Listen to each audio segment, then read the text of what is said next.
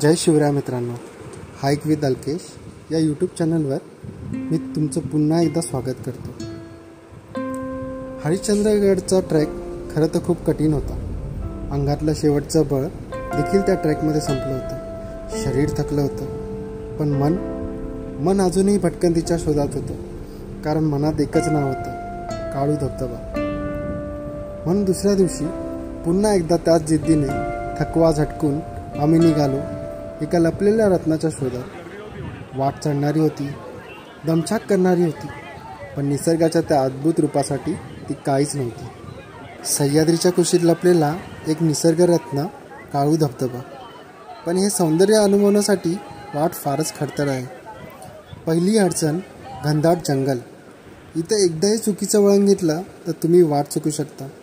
पावसात तर ही वाट अजूनच निसरडी होते.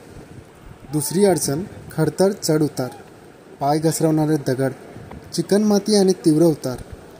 इथं प्रत्येक पाऊल काळजीपूर्वक टाकावं लागतं. तिसरं आव्हान पाण्याचे ओढे.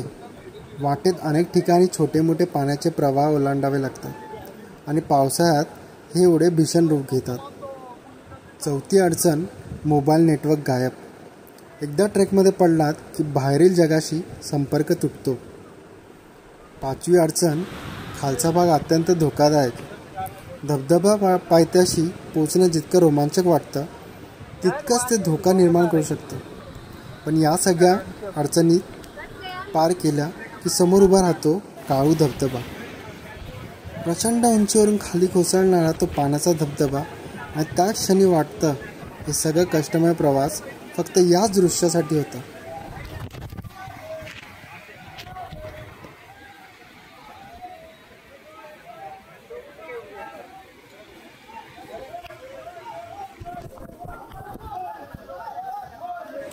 इथलं सौंदर्य अफाट आहे, पण वाट मात्र खडतर. जर तो धबधबा अनुभवायचा असेल तर एकच वाट आहे, जिथे प्रत्येक पाऊल काळजीचं असावं लागतं आणि त्या वाटेवर आपण एकमेकांचा हात धरतो. कारण नदीच्या कडेला चालताना साथ ही सर्वात मोठा आधार असतो.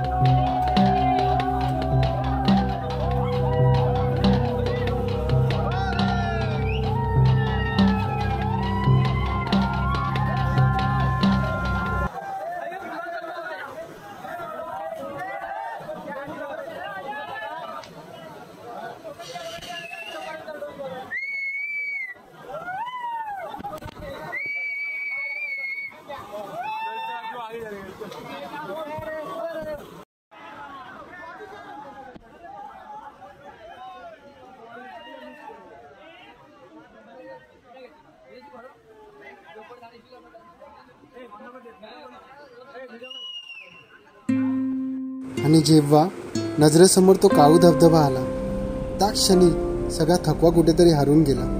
वाटलं हेच खरं कारण आहे भटकण्याचं. या सौंदर्यासाठीच आपण पुन्हा पुन्हा निसर्गाच्या कुशीत जातो.